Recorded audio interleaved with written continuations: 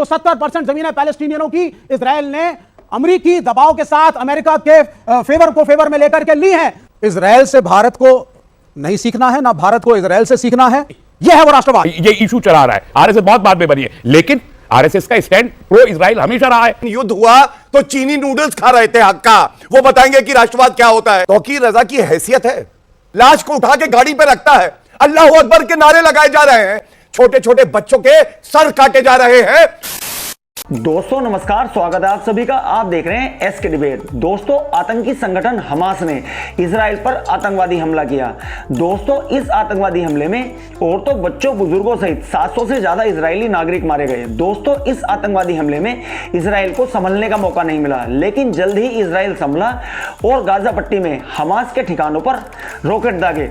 दोस्तों, इजराइल ने गाजा पट्टी की दैनिक आपूर्ति वाली चीजें जैसे बिजली और पानी की सप्लाई रोक दी।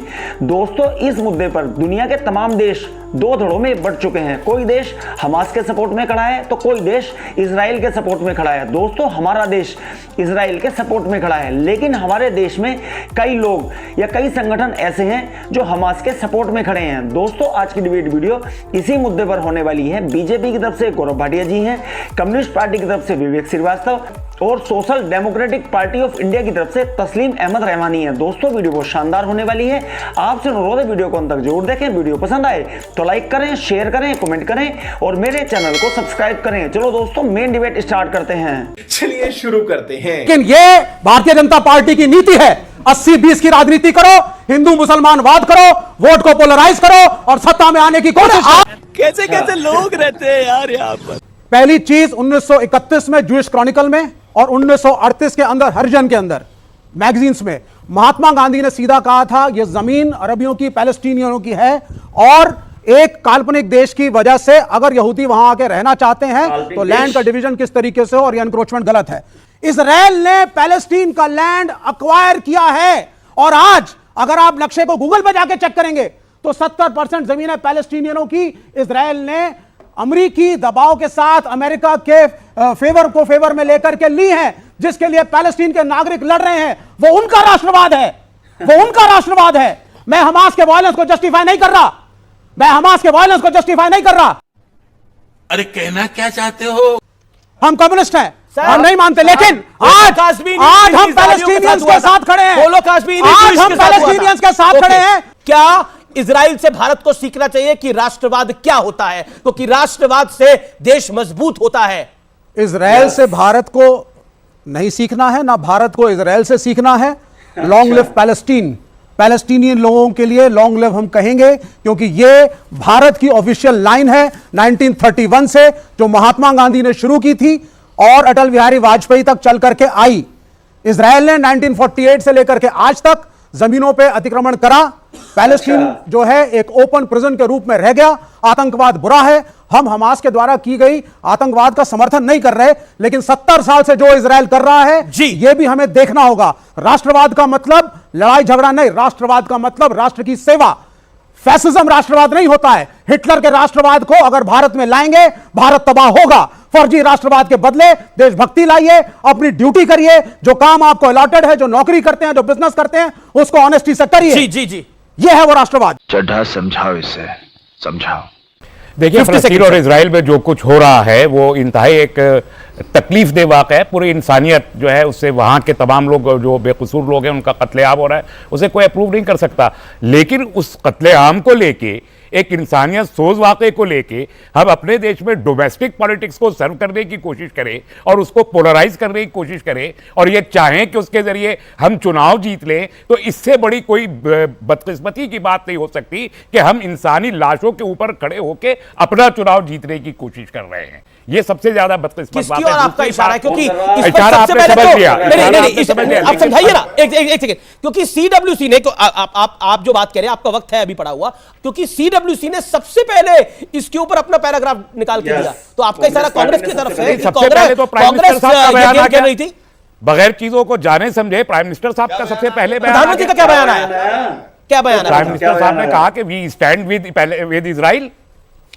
ये बयान आया वजीर नहीं, आज़म तो का। हमास ने क्या किया? 2 दिन के बाद एमईए हमास को ने ठीक किया, 2 गलत दिन के किया? बाद- let him complete. नहीं, सवाल का उत्तर नहीं मेरी देंगे बात, तो let चर्चा- him complete. हमास ने 2 दिन ठीक के किया, बाद इनका राइट है बोलना सर, लेट हिम कंप्लीट।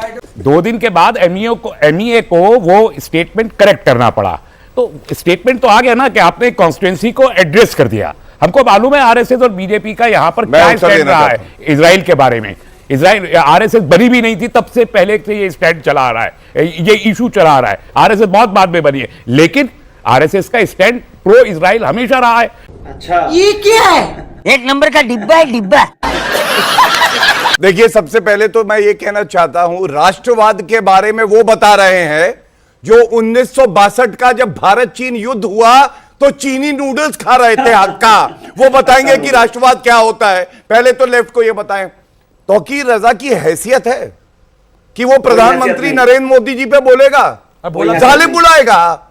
जिसको जालिम बुला रहा है, जहां आ रहा था ऑपरेशन अजय में 212 भारतीय जो युद्ध में फंसे हुए थे, उनको सुरक्षित भारत कोई लाया है तो वो नरेंद्र मोदी जी है। ये गर्व की बात है। पहले तो ये सारे खड़े हैं, इनसे एक सवाल पूछिएगा, हमास आतंकवादी संगठन है और भारत खड़ा है इंसानियत के साथ, निर्दोष लोगों के साथ, जिनको हमास महिलाओं के साथ बलात्कार कर रहा है, लाश को उठा के गाड़ी पे रखता है, अल्लाह अकबर के नारे लगाए जा रहे हैं, छोटे छोटे बच्चों के सर काटे जा रहे हैं। और मैं यहां पूछता हूं, जो इस्लाम को मानने वाले हैं, हमारे भारत में भी 20 करोड़ मुसलमान हैं, वो बाहर निकल के क्यों नहीं आते कि उनके धर्म की आड़ में ये कसाई, ये दरिंदे महिलाओं के साथ बलात्कार कर रहे हैं? सबसे बड़ा प्रदर्शन तो यह होना चाहिए कि मेरे भगवान, मेरे ईश्वर, मेरे अल्लाह का नारा लगा के तुम ये पाप नहीं कर सकते हो। लेकिन दुख की बात है, जो मुसलमान निकलता है बुरहान वानी को बच्चा बताने के लिए, अफजल गुरु की फांसी को जुडिशियल किलिंग बताने के लिए, आज जब महिलाओं के साथ गलत हो रहा है तो वो चुप्पी साधे हुए हैं। और इसलिए आज सवाल आता है इन लोगों से, आप बताइए, अल्लाह अकबर का नारा लगा के कोई आतंकवादी महिलाओं के साथ बलात्कार करता है तो आप लोग चुप क्यों? ठीक है, यही नहीं, अभी और सुनिए। जो झूठ बोले उसका हो मुंह काला। नरेंद्र मोदी जी का मैं वक्तव्य जो है ट्वीट लेके आया हूं। नरेंद्र मोदी जी ने क्या कहा? नरेंद्र मोदी जी ने कहा जो आतंकी हमला हुआ है इजराइल पर, जो आतंकी हमला हुआ, क्योंकि हमास जो है वो आतंकवादी संगठन है, तो जो निर्दोष परिवार जो मारे गए हैं उनके साथ भारत खड़ा हुआ है सॉलिडारिटी में। क्या गलत किया? क्या कहे कि आतंकवादी संगठन के साथ खड़ा हुआ? नहीं, भारत हमेशा मानवता के साथ खड़ा रहा है और खड़ा रहेगा। आज मैं ये जानना चाहता हूं अमित जी, इसलिए नहीं कि हम लोग को किसी से डर लगता है, हमारी वीर सेना तो वो है, कोई हमारी तरफ बुरी नजर से देखेगा कुचल डालेगी। यहां सिन्हा जी खड़े हैं, लेकिन मैं जानना चाहता हूं, पहले भारत देश आता है या पहले धर्म आता है? पूछे इनसे, बस मैं ये जानना चाहता हूं। मजा आया। देखा दोस्तों, आपने गौरव भाटिया, विवेक श्रीवास्तव और तस्लीम अहमद रहमानी को सुना। आप किसकी बात से सहमत हैं? और दोस्तों, हमास का सपोर्ट करने वालों पर आपका क्या कहना है? कमेंट सेक्शन में कमेंट करके बताएं। और अगर वीडियो पसंद आई हो तो लाइक करें, शेयर करें, कमेंट करें और मेरे चैनल को सब्सक्राइब करें। चलो दोस्तों, मिलते हैं अगली वीडियो में। जय हिंद, वंदे मातरम, जय श्री राम।